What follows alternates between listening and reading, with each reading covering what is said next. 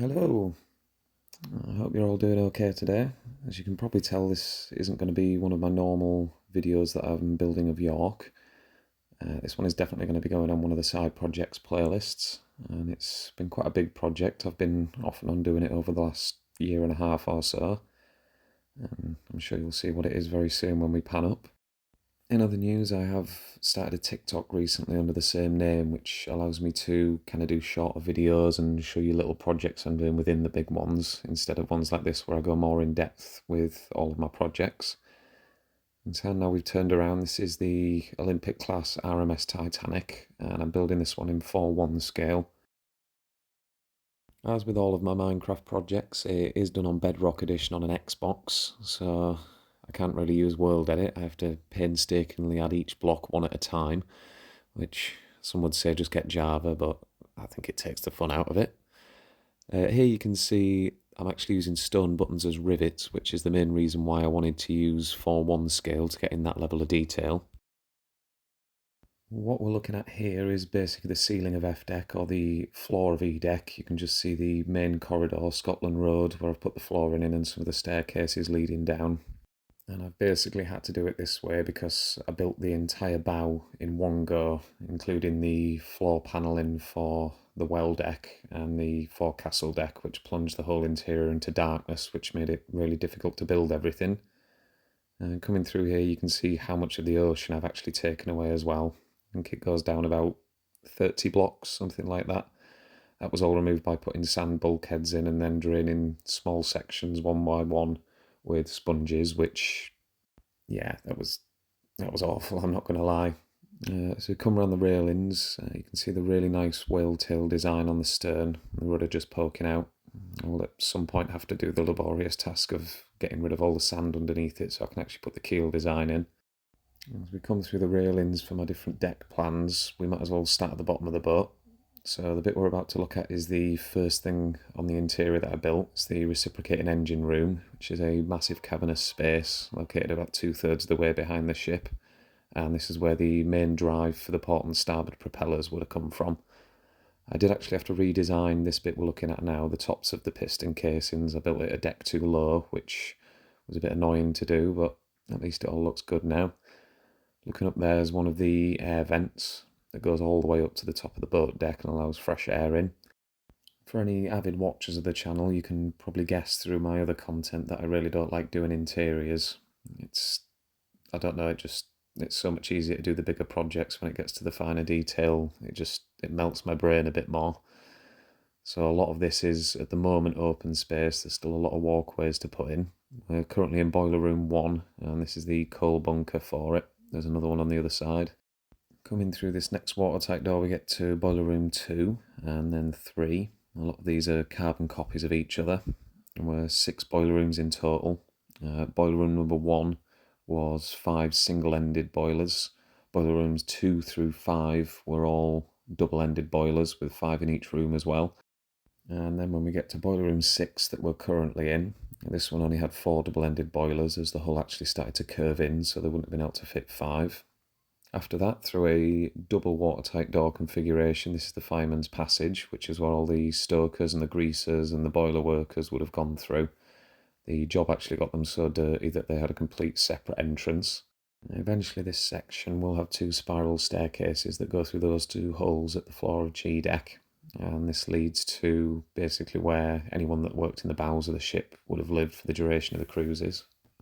And through this gap we have access to Titanic's cargo hold number 1. Beneath those birch planks on the floor would have been access to an even smaller cargo space, and obviously that shaft goes all the way up to the top hatch on its forecastle deck. As for the 2 main rooms on this deck, the one directly ahead would have been where 30 of Titanic's greasers would have slept, and those are the people that keep all of Titanic's machinery oiled and running well. And the main room on the other side, the smaller of the 2, would have been where 15 of Titanic's firemen stayed, the people that fed the boilers. Then moving up to F deck, we have space for 53 more of Titanic's firemen.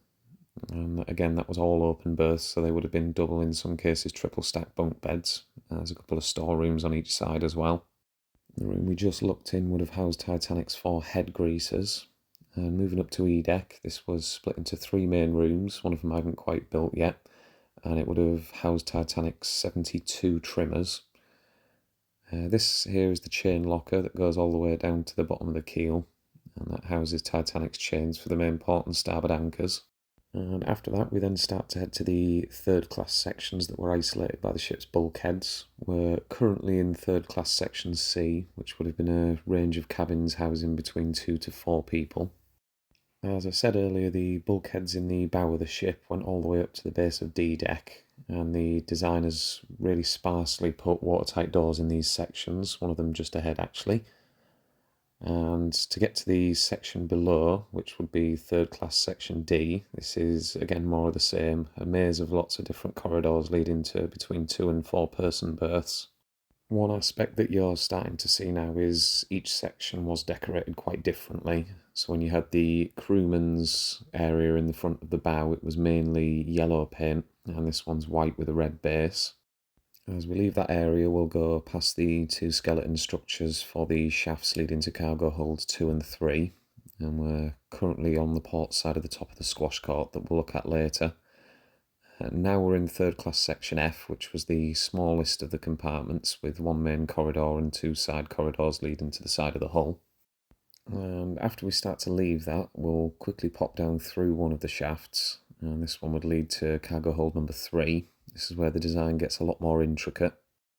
As we go into Titanic's largest cargo space, you can see there's holes in the deck here for storage of any smaller cargo or extra bits that wouldn't have been catalogued into the main spaces.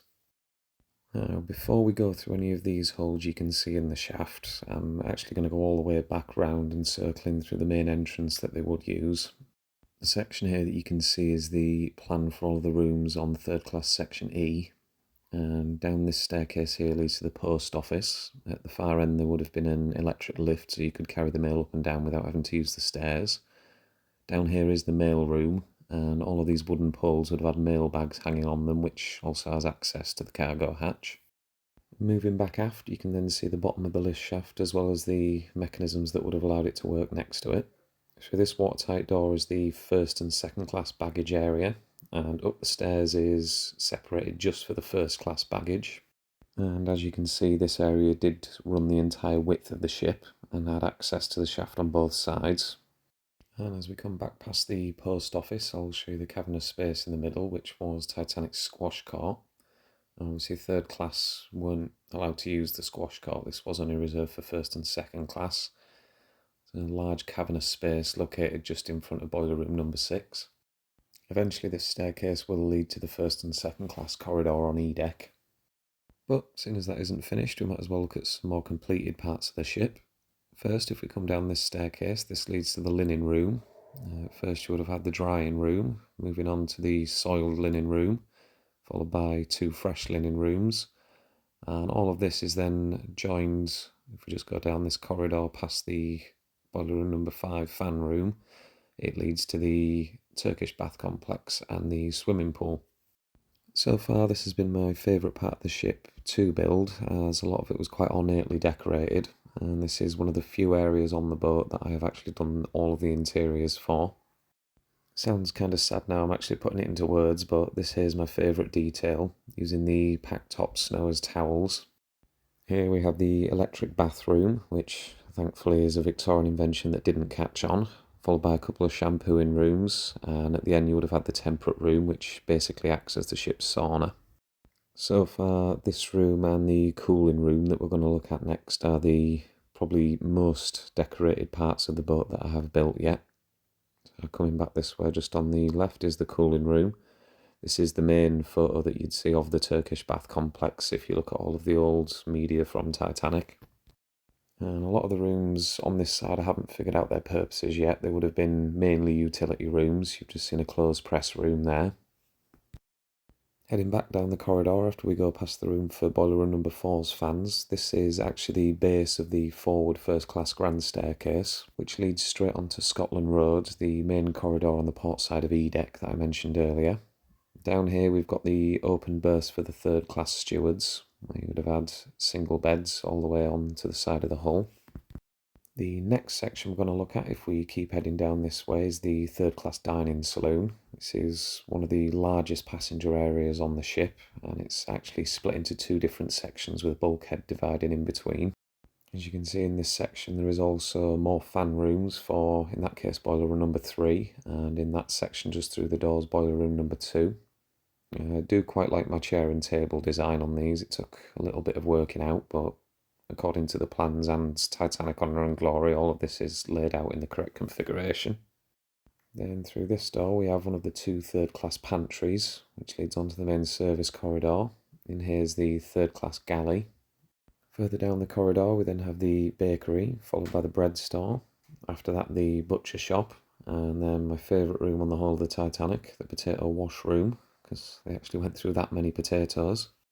Definitely not going to make a joke.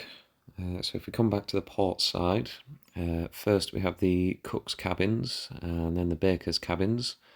For this door here with the double bunks, we have the third-class steward's cabins, and then finally boiler room number 1's fan room. And with that, that pretty much wraps up the tour of where I'm up to on the ship. I think the next thing I'm going to try and work on are the turbine engines, but I can't promise anything. I might just keep heading up towards the top of the boat deck. I'll just have to see where the mood takes me. E-deck's probably going to get a bit more finished. I'll just have a quick look down the inner funnel case in there. As always, I do apologise, it always takes me so long to get these YouTube videos out. But if you do happen to have TikTok and you fancy giving me a follow on there, the content is a lot more frequent and the videos are a bit more shorter as well, so you can actually see the progress as things get built.